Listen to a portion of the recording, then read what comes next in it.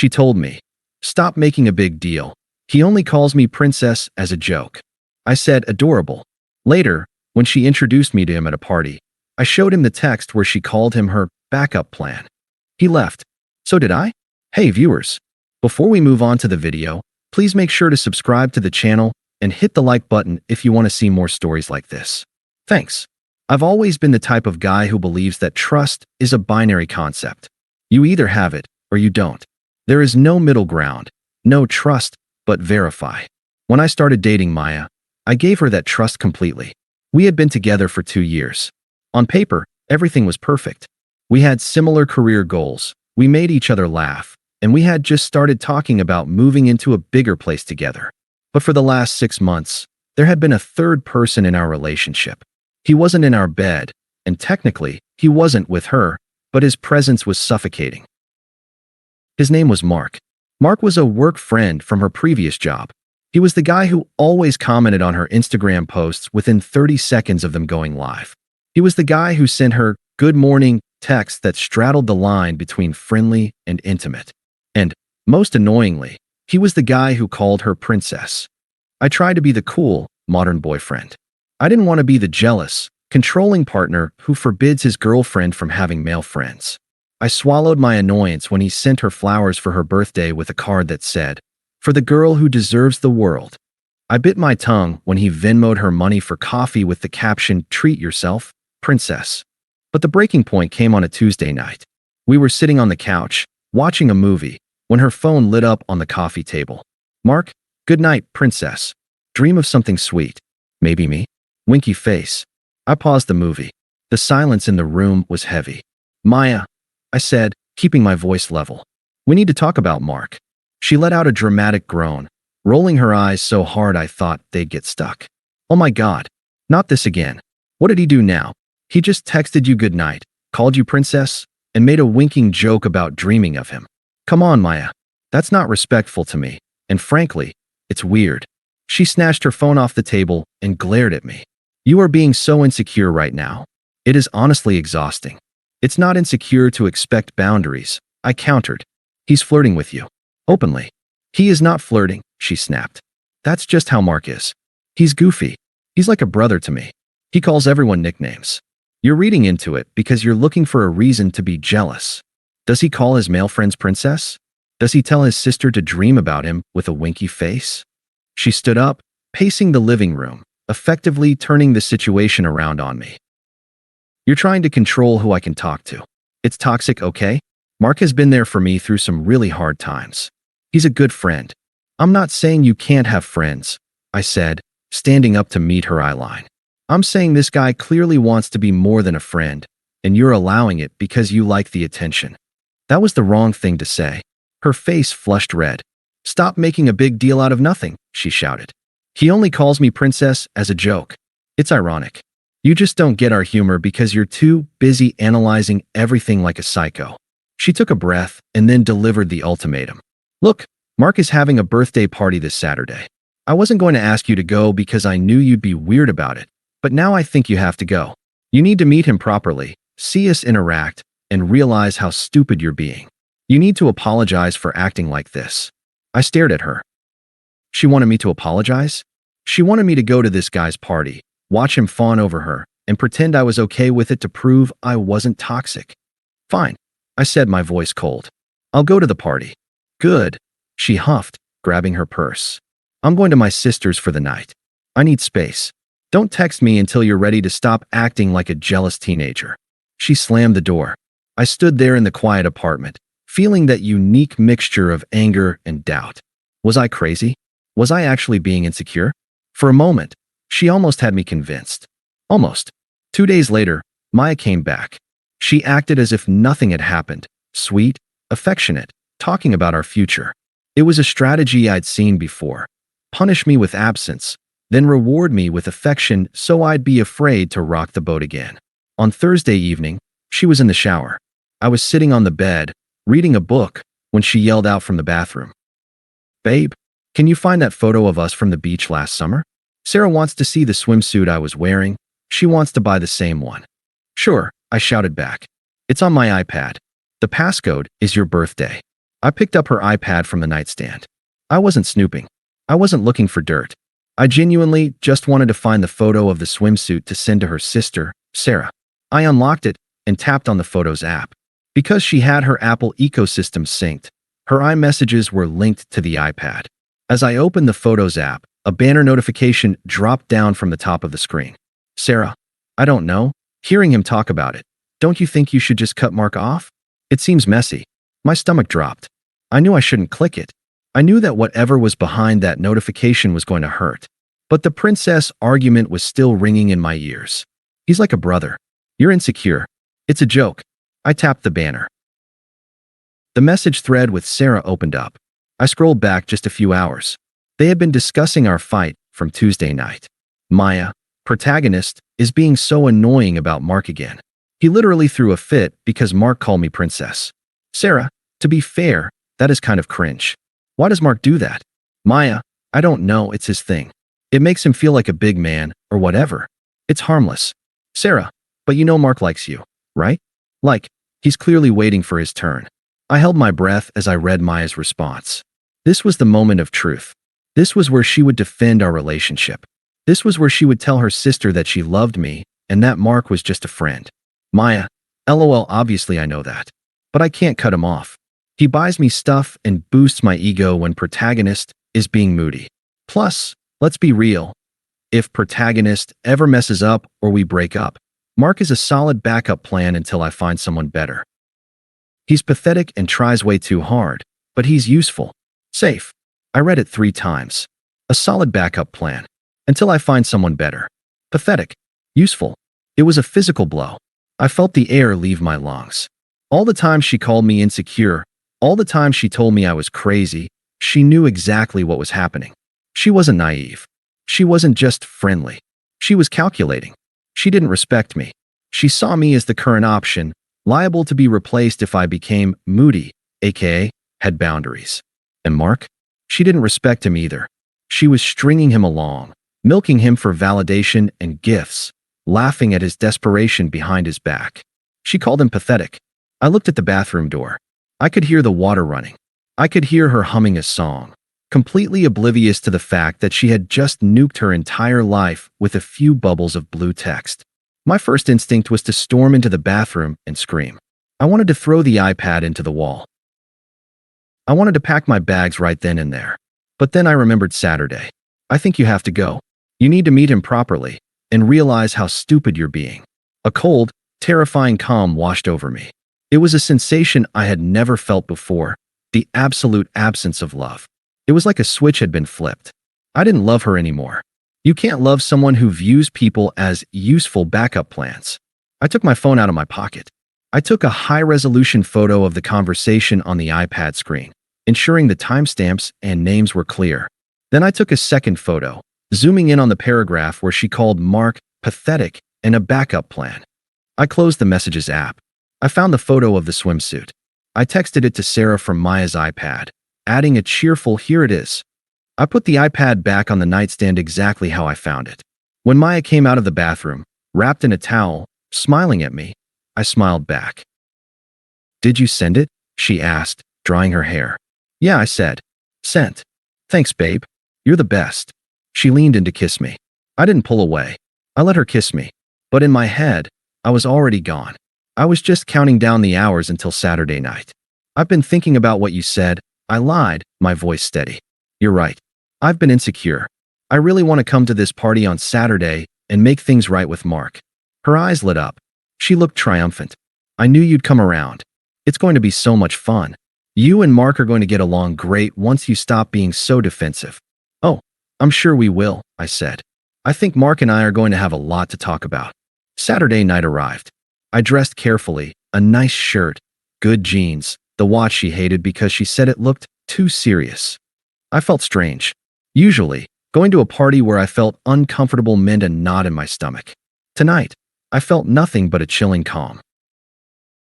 I was walking into an ambush, but I was the only one wearing armor. Maya was vibrant, practically buzzing with nervous energy. She interpreted my calm demeanor as submission. In her mind, she had won. She had broken my insecure streak, and now I was going to play nice with her orbiter.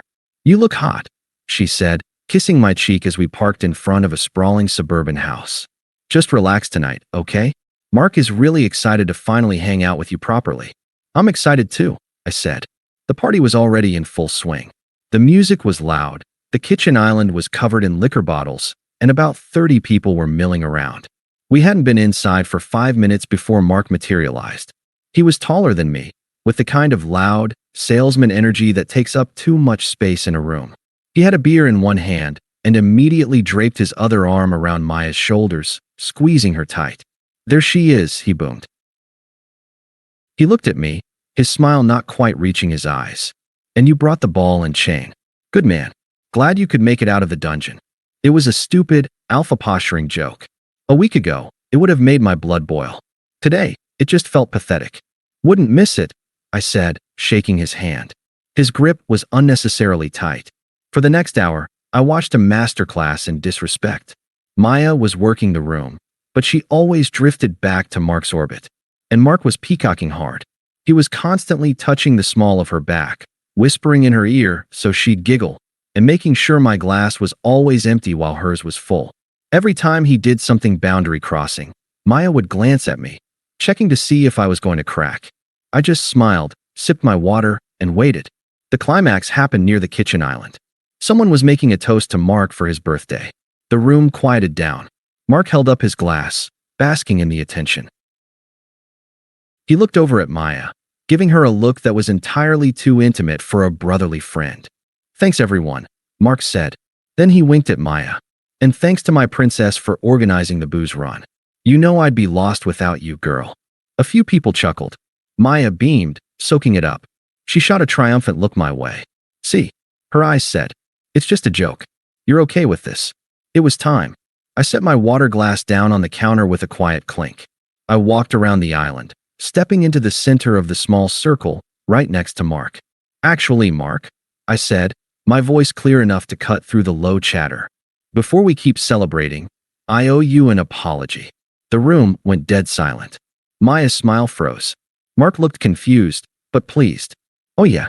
Mark puffed his chest out slightly. What for, man? I've been giving you a hard time about your friendship with Maya. I thought you were stepping on my toes, I said, maintaining perfect eye contact. I didn't realize the actual dynamic here. I didn't realize you were just the insurance policy. Mark's brow furrowed. The what? I pulled my phone out of my pocket. I had the photo of the text message queued up, brightness at 100%. I think you need to see this, I said, holding the screen directly in front of his face. It's a text Maya sent her sister on Thursday while I was in the other room. Read the second paragraph. The one about you. Mark looked at the phone. He squinted. Then his eyes widened. I watched the blood drain from his face. I watched the cocky, loud-mouthed salesman deflate in real time as he read the words. A solid backup plan. Pathetic. Useful. Maya rushed forward, grabbing my arm, her fingernails digging in. Protagonist, what are you doing? Stop it. You're making a scene. I shook her off gently. I didn't look at her. I kept my eyes on Mark. Mark finished reading. He looked up at Maya. The betrayal on his face was raw. This wasn't a guy who thought he was a friend. This was a guy who thought he was next in line, suddenly realizing he was just a joke she told to her sister. Pathetic. Mark's voice was a strangled whisper. He looked at her with pure venom. I'm useful. Mark, no, he's taking it out of context. Maya's voice was shrill, desperate. It was just girl talk. I was just venting because he was being annoying. Mark laughed, a harsh, barking sound. He shoved his half-full beer into Maya's hands, splashing it onto her dress. You're a bitch, Maya, he said, loud enough for everyone to hear. An absolute manipulative bitch. Get out of my house. He turned and stormed out the back door into the yard. The silence in the kitchen was deafening. Every pair of eyes was glued to Maya, who stood there shaking, beer dripping down her expensive dress. She slowly turned to look at me. Her eyes were wide with terror and disbelief. The mask was completely gone. How could you? She whispered, her voice trembling. You ruined everything. I was just trying to. She couldn't even finish the lie. I looked at her one last time. I took in the ruined dress, the tear-streaked makeup, the utter lack of dignity.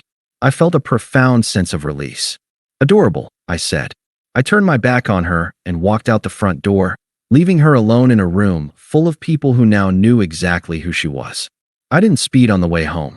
I drove the speed limit, windows down, letting the cool night air rush into the car. I felt lighter than I had in 6 months. I didn't feel sad. I didn't feel angry. I felt like I had just surgically removed a tumor. By the time I pulled into my driveway, I had already blocked Maya's number, her Instagram, her Snapchat, and her email. We didn't live together, thank God, but she had a lot of stuff at my place: clothes, toiletries, books. When I got inside, I grabbed 2 black garbage bags and started tossing everything of hers I could find into them. It took 20 minutes to erase her physical presence from my apartment. I tied the bags off and left them by the front door. I dropped them at her sister's house tomorrow when I knew nobody would be home. Then, I turned off my phone, poured myself a whiskey, and slept like a baby. The fallout, as I heard later from mutual friends who were still speaking to me, was swift and brutal. Maya tried to get ahead of the narrative that night. She cried to anyone who would listen, spinning a story about how I was a psycho, paranoid, jealous boyfriend who invaded her privacy and humiliated her for no reason. She tried to paint me as an abuser who had isolated her and then attacked her support system. For about 24 hours, some people believed her. But Mark was not going down quietly. Mark was hurt. His ego had been shattered in front of 30 of his friends on his birthday. He wasn't going to let Maya play the victim. By Sunday afternoon, Mark had sent the screenshot of Maya's text, the one I had shown him, to their entire friend group chat. He captioned it, "This is what Princess actually thinks of her friends. Watch your backs." Seeing the words in black and white changed everything. It wasn't just that she was emotionally cheating on me. It was the cruelty with which she spoke about someone who did everything for her. Calling Mark pathetic while letting him buy her things turned everyone's stomach. The narrative flipped instantly. Maya wasn't a victim of a jealous boyfriend. She was a manipulator who got caught playing 2 guys against each other and lost both. Her social circle fractured. The girls who used to validate her behavior distanced themselves, not wanting to be associated with the drama. The guys, seeing how she treated Mark, stopped giving her the free attention she thrived on. I heard she was staying at her sister's, too embarrassed to show her face at her usual spots. For my part, I didn't engage. When mutual friends reached out to ask what happened, I gave them the simplest, most boring version of the truth. We had different values regarding respect in a relationship. It didn't work out. I didn't trash her. I didn't post sad song lyrics on my story. I just disappeared from her life completely. I focused on work. I started hitting the gym 5 days a week, channeling that lingering adrenaline into iron. I reconnected with friends I had neglected while trying to keep Maya happy. Weeks turned into a month. The silence from her end was profound. I knew it wouldn't last forever. People like Maya can't stand not having the last word, but I enjoyed the peace while I had it. I realized that the anxiety I used to feel, the constant low-level hum of suspicion, was gone. I wasn't insecure. My gut had been right the whole time. I was free, and I knew that eventually, desperation would set in, and she would try to crawl back. I was ready for it. 2 months passed. My life had settled into a rhythm that was boring in the best possible way. I went to work, I hit the gym, I cooked my own meals, and I slept in a bed that was exclusively mine. There was no drama, no walking on eggshells, no decoding passive-aggressive texts. I knew the silence wouldn't last forever. I knew Maya. She was the type of person who needed to control the ending. She couldn't live with the fact that I had walked away with the upper hand. It happened on a Tuesday night. Ironically, the same night of the week our relationship had imploded 2 months prior. I was walking out of the gym, bag slung over my shoulder, digging for my keys. It was drizzling, a cold, miserable rain that slicked the pavement. As I approached my car, a figure stepped out from the shadows of the neighboring vehicle. It was her. I almost didn't recognize her at first. The Maya I knew was always perfectly put together. Hair done, makeup flawless, clothes trendy. This woman looked tired. Her hair was pulled back in a messy bun that didn't look intentional. She was wearing a baggy hoodie and no makeup. She looked smaller, dimmer, as if someone had turned down the saturation on her existence. "Protagonist," she said. Her voice was thin, shaky. I stopped, my hand tightening on my keys. I didn't feel the surge of anger I expected. I didn't feel the pang of longing I feared. I just felt annoyed, like I had stepped in a puddle. Maya, I said, keeping my distance. What do you want? I've been trying to call you, she said, wrapping her arms around herself against the cold. You blocked me. That's generally how breakups work, I said. I'm heading home. I moved to unlock my door, but she stepped in front of it. Please, she begged, her eyes filling with tears. Just give me 5 minutes. You owe me that much after 2 years. I don't owe you anything, I said calmly. But go ahead. You have 2 minutes. Talk. She took a shaky breath. I know I messed up. I know the text looked bad. But you have to understand context. Mark was obsessed with me. He was creepy. I was scared to cut him off because he was so intense. I only wrote that stuff to Sarah to make it sound like I was the one in control, so she wouldn't worry about me. I was just venting. It was a masterclass in rewriting history. In her version, Mark wasn't her brotherly friend or her backup plan. Suddenly, he was a stalker she was bravely managing. So, I said, my voice dry. You called him princess and accepted his gifts and used him for validation because you were protecting yourself. I was confused, she cried, stepping closer. I needed attention because you were so distant. If you had just been more supportive, I wouldn't have needed him. We can fix this. I miss you. I miss my best friend. I've cut Mark off completely, obviously. It's just us now. She reached out to touch my arm. I took a step back, and her hand fell into empty space. When she realized the tears weren't working, the shift happened. The sadness evaporated, replaced by a flash of the entitlement I remembered so well. You know, you didn't have to do that at the party, she snapped, her voice hardening. You humiliated me. You ruined my reputation. People are saying awful things about me because of you. It was cruel. You're supposed to be the nice guy. I was the nice guy. I corrected her.